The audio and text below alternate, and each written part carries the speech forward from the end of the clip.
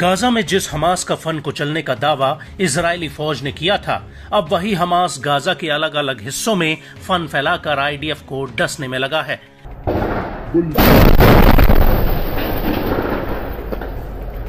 एक तरफ जहां हिजबुल्ला इजराइल के ऊपर भीषण रॉकेट और ड्रोन हमले कर रहा है,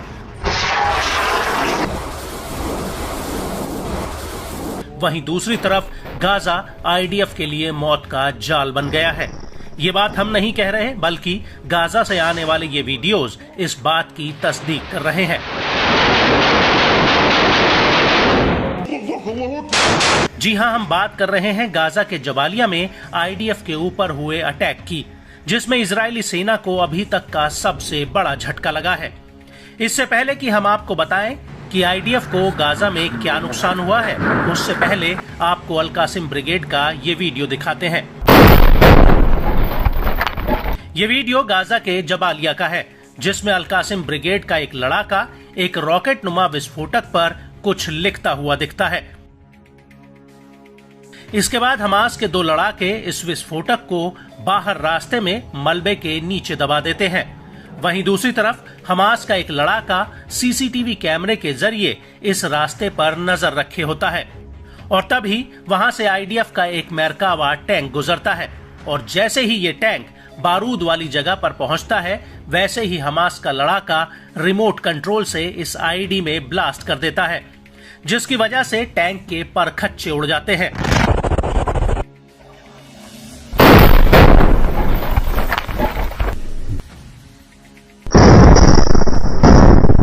दरअसल इस धमाके में आईडीएफ की 401वीं आर्मर्ड ब्रिगेड के कमांडर कर्नल एहसान दक्सा और एक बटालियन कमांडर की मौत हो जाती है।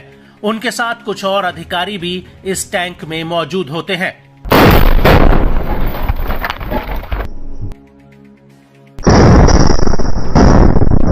आपको बता दें कि कर्नल एहसान की उम्र 41 साल की थी और वो दलियत अल करमेल के ट्रूज कस्बे के रहने वाले थे।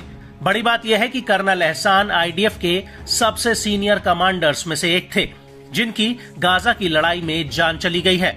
वहीं 7 अक्टूबर 2023 को हमास ने आईडीएफ के 4 कर्नल्स को मार गिराया था, और अब ये संख्या 6 पर पहुंच चुकी है।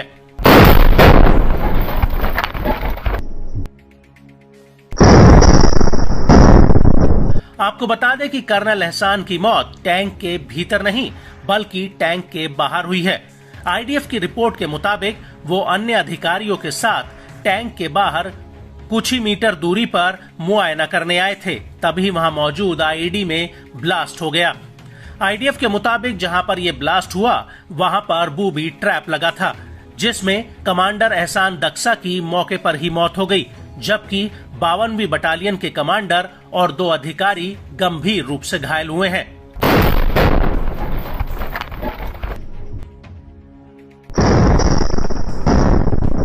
और जिस वक्त यह हमला हुआ, उसी वक्त जबालिया कैंप में अल कासिम ब्रिगेड ने भी आईडीएफ के ऊपर एक बहुत बड़ा हमला किया। अल कासिम ने इसका एक वीडियो भी रिलीज किया है, जिसमें दिख रहा है कि दूर एक बिल्डिंग में आईडीएफ के जवानों ने पोजीशन ले रखी है। तभी अल कासिम के लड़ाके उस बिल्डिंग पर रॉकेट लॉन्चर से हमला कर देते हैं, जिसमें जोरदार ब्लास्ट होता है।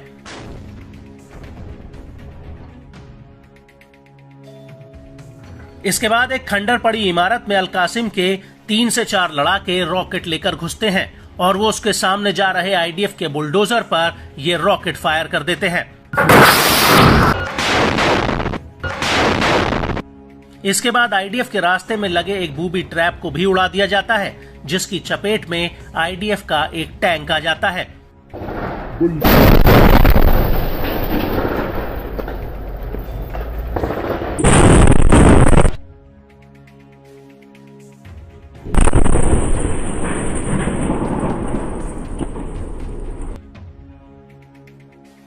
और इसके बाद हमास का एक लड़ाका मलबे के बीचों बीच खड़े एक टैंक पर रॉकेट फायर कर देता है।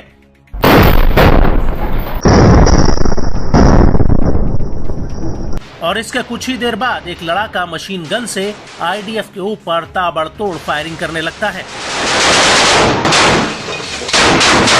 और इस हमले के दौरान ही अल-कुद्स के लड़ाके जबालिया कैंप के बीचों बीच अल कसासिब में आईडीएफ के एक मरकावा टैंक पर आरपीजी दागते हैं और अल कुद्स के इस वीडियो में पहले तो दबे पांव 2 लड़ाके हथियार लेकर गलियों में भागते नजर आते हैं।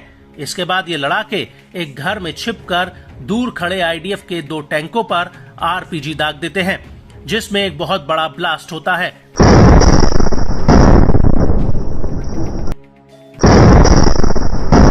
इसके बाद वहां पर आईडीएफ के 2 सैनिक भागते हुए नजर आते हैं। हालांकि इस हमले में आईडीएफ को कितना नुकसान हुआ, इस बात की पुष्टि नहीं हुई है।